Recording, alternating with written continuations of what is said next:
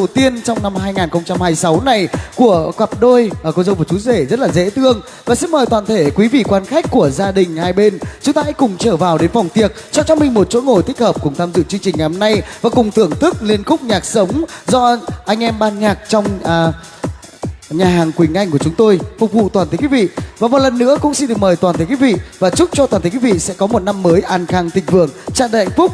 Và chương trình đang được livestream trên hai kênh nền tảng YouTube và TikTok Xuân Trường Organ. Xin cảm ơn toàn thể quý vị rất nhiều và hãy cùng lắng nghe những giai điệu này.